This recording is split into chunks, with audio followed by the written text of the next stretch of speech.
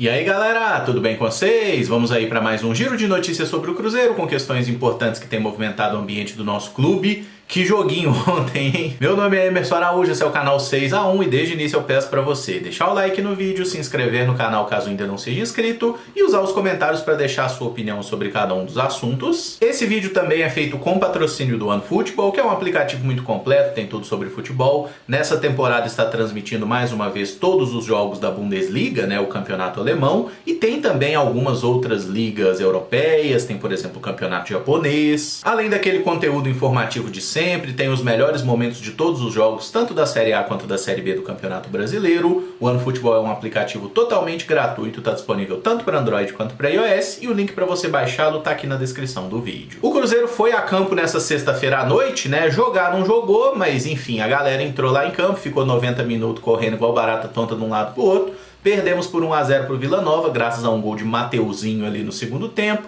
Cruzeiro muito tempo com a posse da bola, tocando de um lado para o outro, sem ter agressividade, sem ter objetividade, sem criar chances de perigo. O Vila Nova jogando fechadinho, retranquinha, contra-ataque, da forma que eles poderiam jogar, né? E dessa forma conseguiram marcar o gol. A gente já falou bastante sobre o jogo ontem, vamos tentar seguir em frente, tá? Falar de outros assuntos, até porque o jogo foi realmente horroroso. Inclusive o Martim Varini, auxiliar técnico que comandou o time à beira do campo pela suspensão do Pessolano, disse que todos ficaram muito bravos por não conseguir a vitória, que eles vão trabalhar forte para voltar a vencer contra o Guarani, e considerou que faltou energia ao time após alcançar os objetivos. E uma coisa que eu particularmente gostei bastante é que o Cruzeiro tinha folga programada para hoje, mas devido ao fato do time não ter jogado absolutamente nada, houve uma mudança na programação, né? E o Cruzeiro tem treino nesse sábado à tarde, tá? E eu acho muito justo, afinal ninguém fez nada na sexta-feira à noite mesmo, então, né, pelo menos dá uma corridinha, dá uma suadinha aí no sabadão, tá? Então a galera treina sábado, domingo, segunda, o jogo terça-feira no Mineirão contra o Guarani, partida importante até pra gente manter a invencibilidade jogando em casa, né? O Cruzeiro não perdeu nenhuma das 17 partidas que fez até o momento jogando, seja no Mineirão, no Independência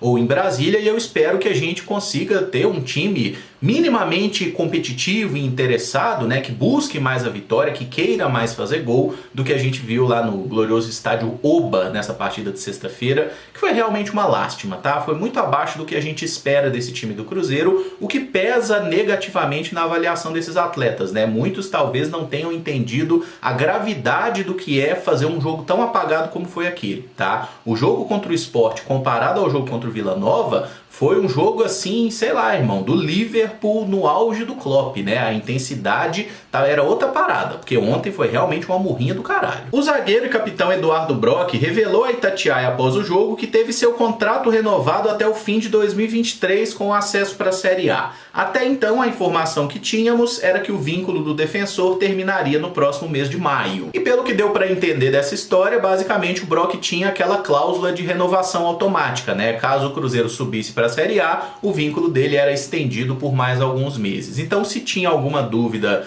se o Brock ficaria ou não no Cruzeiro para disputar a Série A, acho que agora já está definido, ele será um atleta do elenco. O Brock é um zagueiro absolutamente confiável para jogar a Série A? Não, eu acho que todos nós temos dúvidas sobre como ele vai render numa primeira divisão, né? Já que ele teve algumas passagens em Série A, especialmente com a camisa do Ceará, mas ele nunca foi um titular. E acho que se o Cruzeiro conseguir trazer zagueiros tecnicamente melhores, é possível que o Brock perca o espaço no time titular na próxima temporada, e eu não vejo problema nenhum nisso, tá? Eu acho que a gente tem que manter sim uma gratidão a todos esses jogadores que subiram o Cruzeiro de divisão, mas para uma próxima temporada nós sabemos que o nível de exigência será mais alto. O Brock estar no elenco é um problema? Para mim, de forma alguma. A temporada do Brock é extremamente positiva e eu acho que ele merece essa renovação. A mesma coisa valendo pro Felipe Machado, pro Lucas Oliveira, pro Neto Moura. Esses caras jogaram muito bem a Série B e nada mais natural que eles sigam no elenco. Se eles vão ser titulares em 2023 ou não, aí é o tempo que vai dizer. O atacante Rafa Silva passou por cirurgia no joelho nesta manhã de sábado, procedimento que foi realizado pelo Dr. Sérgio Campolina, que é o médico do Cruzeiro, né? E segundo o comunicado do clube, correu tudo certo dentro do programado. Então agora é o Rafa recuperar bem da lesão, né? Ter a cabeça boa, que eu acho que é o principal desafio desafio para um jogador que já passou tantos problemas por lesão nas últimas temporadas,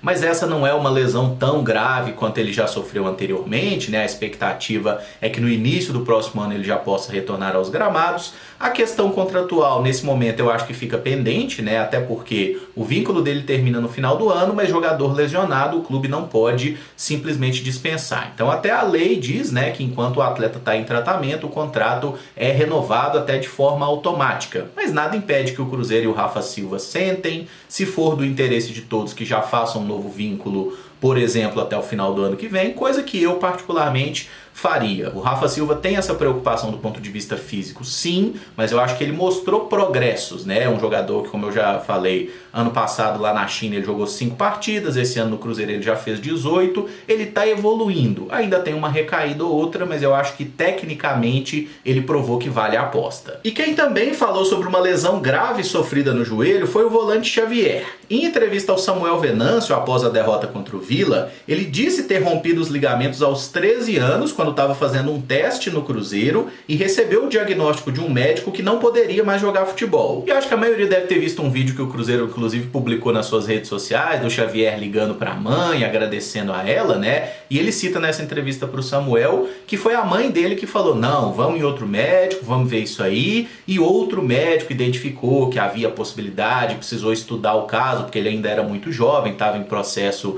em fase de crescimento, né? Para não correr o risco ali de uma perna ficar maior que a outra, enfim. Ele até citou que ele lesiona num ano e só faz a cirurgia mais de 6 meses depois, né? Mas passou pela cirurgia, deu tudo certo, voltou, fez o teste no Cruzeiro, foi aprovado e tá aí se desenvolvendo muito bem no Sub-20. Ele que ainda tem 18 anos e ontem fez o seu segundo jogo como profissional. E tem uns moleques nessa idade que são bem mais desinibidos, né? Às vezes até parecem um pouco deslumbrados. O Xavier chama atenção por parecer ser um garoto assim bem humilde, bem focado mesmo, tá querendo fazer o dele. Eu gostei desse segundo jogo dele, achei que ele tava, né, um pouco mais solto do que na primeira partida, o que é um processo natural, tá? Se eu tivesse que escalar o Cruzeiro hoje, por exemplo, para enfrentar o Guarani, entre Xavier e William Oliveira, até considerando essas duas últimas partidas, eu preferia botar o Xavier para ver mais minutos dele, tá? Eu preferia até botar o Pedro Castro em campo para ver mais dele, porque realmente o William Oliveira fez 2 partidas bem apagadas. Ontem o Machado também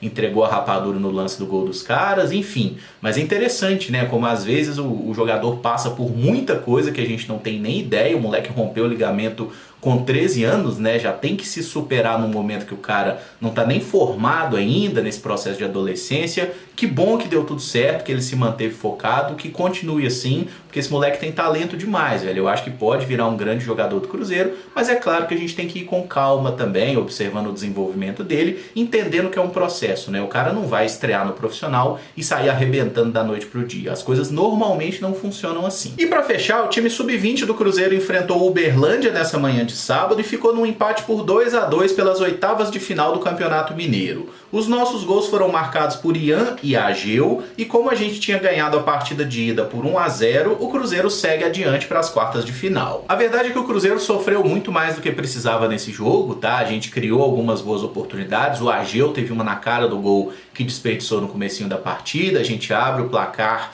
e toma um gol de empate bobo ali praticamente no último lance do primeiro tempo. Depois no segundo tempo estava controlando, em uma estocada toma outro gol. Então assim, o Cruzeiro realmente não fez um jogo ruim, conseguiu impor a sua forma de jogar na maior parte do tempo, mas depois que tomou o empate ali na reta final, a gente passou um perrengue, o Uberlândia, né, pressionou, ficou se jogando na área, inclusive tentando arrumar um pênalti de toda forma, mas não foi possível, acabou 2-2, Cruzeiro segue adiante na competição. E eu gostaria de fazer 2 destaques individuais para a partida. De positivo, o volante Henrique, que deu assistência para os 2 gols do Cruzeiro em bolas paradas, com belos cruzamentos. Ele que se destaca nesse fundamento e tem 4 gols marcados nessa temporada. E é engraçado porque as primeiras vezes que eu vi o Henrique se deslocando para bater escanteio, isso em jogos anteriores, né, até no Sub-17 também ele já fazia isso, eu falava, velho, como que pode um camarada desse tamanho, né, um jogador muito alto, por que ele tem que bater as faltas laterais, por que ele bate os escanteios? é porque ele bate muito bem, né? Inclusive ele fez gols de falta já nessa temporada, é um cara que arremata muito forte de fora da área e que cruza muito bem, né? Hoje as 2 assistências foram dele e em diversos momentos ele aparece como uma arma interessante. Ainda é um jogador muito novo, deve seguir no sub-20 para a próxima temporada, mas acho que é um camarada que o Pessolano naturalmente vai observando, ele precisa melhorar nessa intensidade que o nosso treinador exige, né? Mas eu acho que nessa questão da bola parada, ele é um jogador que pode agregar algo que a gente não tem no profissional, né? O profissional do Cruzeiro, a gente tem uma dificuldade do caralho nas faltas e nos escanteios, né? O que tem de cobrança lá na ambulância é um absurdo. E negativamente, o zagueiro Everton teve uma jornada muito infeliz. Ele afastou mal a bola que deu origem ao primeiro gol e fez o segundo gol do Uberlândia contra, se afobando na marcação e dando uma bica contra o próprio gol. Eu sigo vendo aspectos bem interessantes do Everton quando ele tem a posse de bola, ele é um zagueiro que enxerga bem o espaço, tem uma qualidade de passe legal, mas na parte defensiva, ele me parece ser um jogador realmente que se afoba muito. Você olha o lance do gol contra dele hoje, o atacante tinha dificuldade para dominar a bola, o cara não ia conseguir,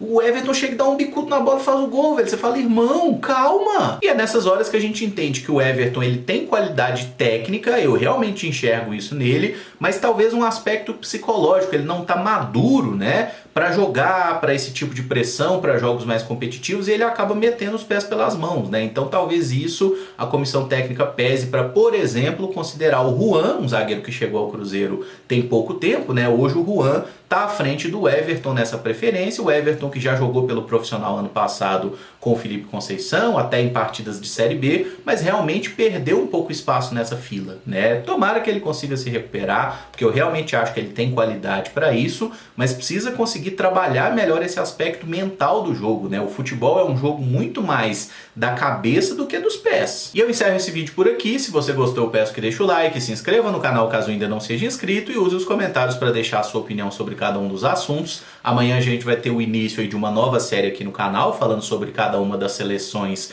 que vai disputar a Copa do Mundo. O primeiro episódio será inclusive sobre o Catar, né? A seleção anfitriã desse Mundial. Dá uma moral pra nós, dá um feedback lá, tá? Deixa nos comentários o que você achou do vídeo também, que eu acho que tá ficando muito legal, mas eu sou suspeito pra falar porque sou eu que tô fazendo. Quem sabe amanhã não tenhamos uma edição do Camisa de Força à noite, né? Vamos ver se tudo corre bem aí. E por hoje é isso mesmo. Muito obrigado por acompanhar, um abraço e até o próximo vídeo. Valeu!